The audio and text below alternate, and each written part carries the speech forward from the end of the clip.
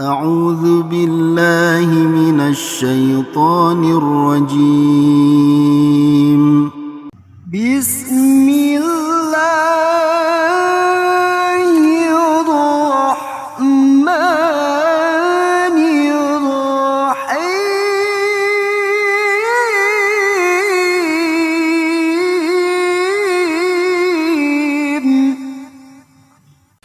Para muhibbin rahimakumullah.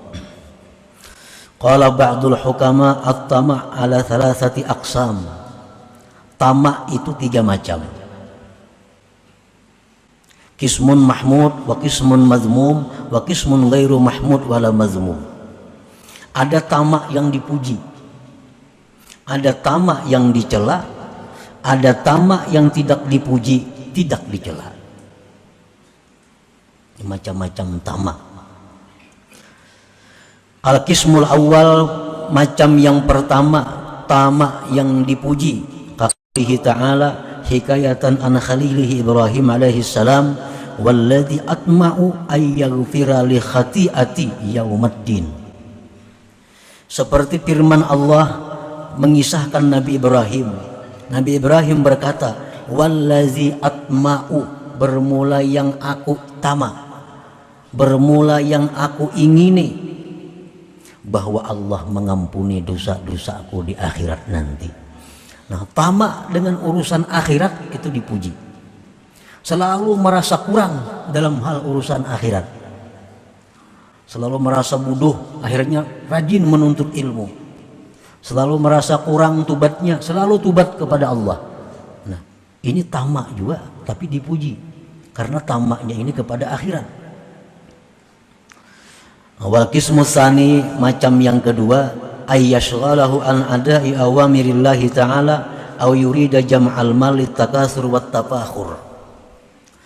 Tamak yang dicela itu adalah tamak yang mencegah dia daripada, yang menghalangi dia daripada menunaikan perintah Allah. Inya ini keinginannya itu membuat inya ini terhalang daripada yang disuruh Allah. Sembahyang berjamaah tertinggal, wirid-wirid kada terbacai, pengajian-pengajian ditinggalkan untuk mencari sesuatu daripada duniawi. Nah, ini yang dicela tamaknya. Tamak seperti ini yang dikatakan Imam Hasan Basri, halakuddin wa fasaduhu at-tama, binasanya agama seseorang itu berada pada tamak. Ini kalau urusan usahanya paling sulit meninggalkan usaha. Jakanya kawa kada beperayaan. Tapi kalau urusan ibadah, nah itu kurang lebih. Urusan menuntut ilmu kurang lebih. Bila ada kepentingan lain, kepentingan usaha, ya kada usah sampai yang berjamaah, kada usah ke pengajian, karena ini ada urusan usaha. Nah, ini tamak yang dicela. Tamak ini yang merusak agama seseorang.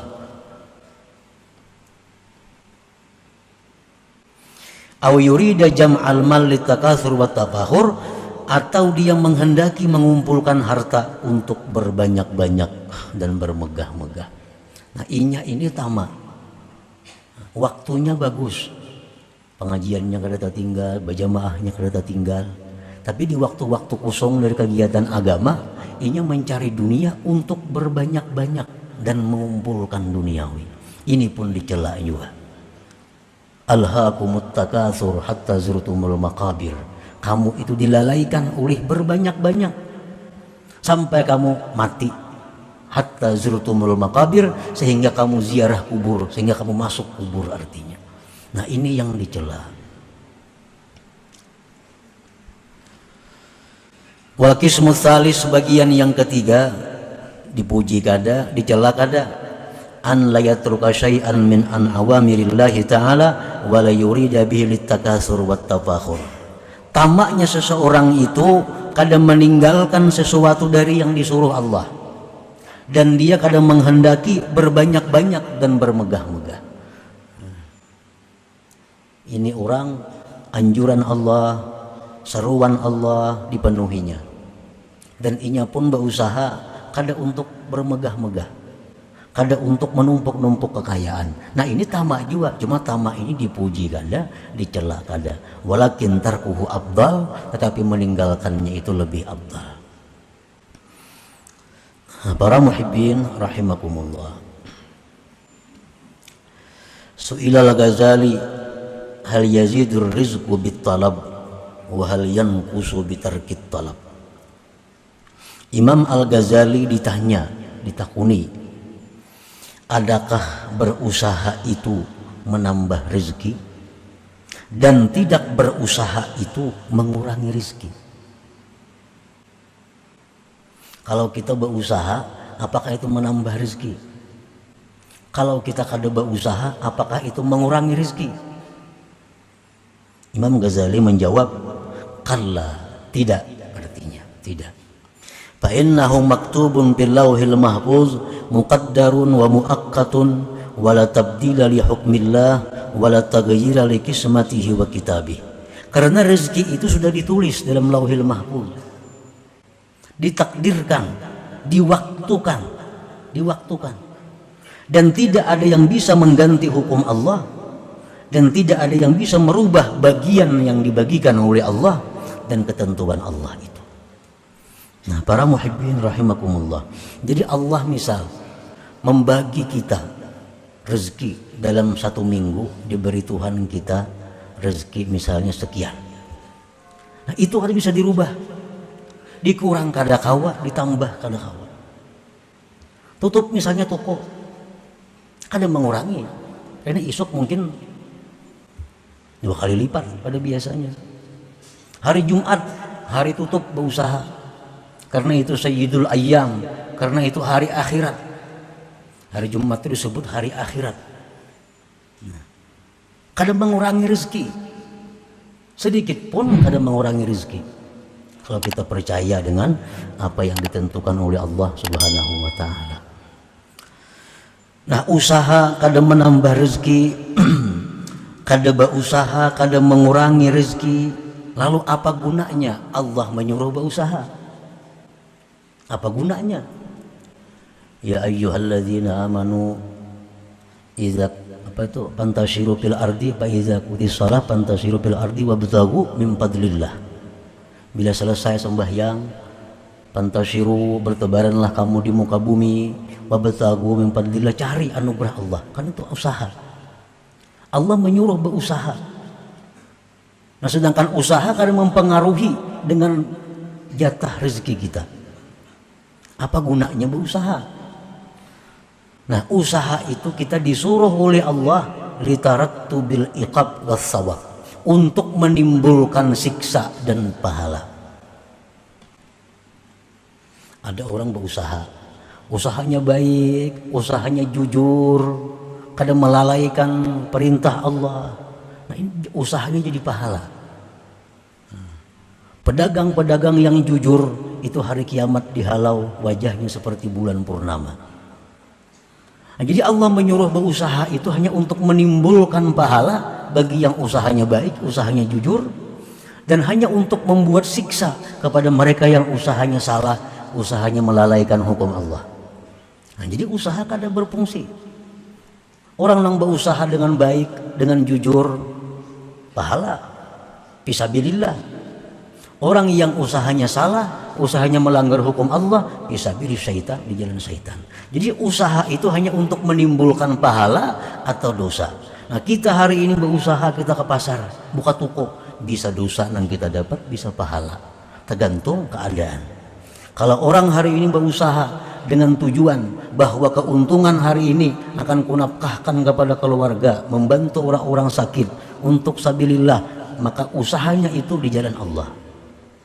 Kalau orang berusaha hari ini buka toko dengan niat keuntungannya untuk menambah harta, untuk memperbanyak harta, maka usahanya itu bisa diri syaitan, jalan syaitan. Nah, jadi usaha kadang mempengaruhi dengan kurang tambahnya rezeki itu. Cuma yang usaha itu bisa menimbulkan pahala, bisa menimbulkan dosa. Nah, para muhibbin rahimakumullah, lalu apa gunanya doa? Kan ada doa, ya Allah luaskan rezeki kami, maka kada berubah. Kalau kita dapat jatah seminggu dapat sekian, Kita berdoa kayak apa aja kada bisa merubah. Kenapa disuruh berdoa? Nah, Allah Subhanahu wa taala menyuruh kita berdoa itu adalah izharan lil fakri, untuk menampakkan kepakiran kita kepada Allah. Allah menyuruh kita berdoa itu hanya untuk menampakkan bahwa kita berhajat kepada Allah. Maulah doa kita nang manusia nih, apalagi nang banyak dosa nih, kau merubah ketetapan Allah, terlalu hebat doa. Nah, jadi doa itu hanya Allah menyuruh kita agar bahwa kita ini nampak fakir di hadapan Allah, agar kita nampak berhajat di hadapan Allah. Jadi doa kada akan merubah apa yang ditetapkan oleh Allah dalam ilmunya, di dalam Lauhil Mahfuz itu. Nah, para muhibbin rahimakumullah, lalu kenapa kadang-kadang begitu kita berdoa terjadi? Kita berdoa, ya Allah, luasakan penghalini rezeki hamba nak bayar hutang. Biasa sehari dapat rezeki 10.000, 15.000. Begitu bisukan berdoa sekali dapat 1 juta hari itu. Nah, kan kayak doa modelnya kabul nih, kayak doa modelnya kabul. Padahal itu sudah ketetapan Allah, hari itu memang dapat itu. Sama orang misalnya memotong sesuatu, begitu dipotongnya putus, tataknya pagat, model kayak lading yang memagat itu modelnya. Padahal lading itu ada daya upaya, itu ada daya upaya daripada Allah Subhanahu wa taala yang berbetulan dengan lading jatuh kepada yang dipotong tadi. Nah, amun kita madahkan bahwa doa kok makanya kamu tuh murah rezeki, itu Allah taala ngarannya. Allah taala, doa kada bisa merubah yang ditentukan dalam ilmu Allah Subhanahu wa taala. Nah, jadi dengan adanya kita berdoa supaya luas rezeki, kita berpahala. Kita berpahala karena kita menampakkan bahwa kita fakir kepada Allah. Kita menampakkan kita berhajat kepada Allah Subhanahu wa taala. Nah, para muhibbin rahimakumullah, jadi kada ada gunanya kita tamak, itu kada ada gunanya. Bahayanya maka banyak. Orang nang menipu karena tamak, orang nang mengangkat tanah orang karena tamak, orang nang merampok, menjuntan, korupsi karena tamak.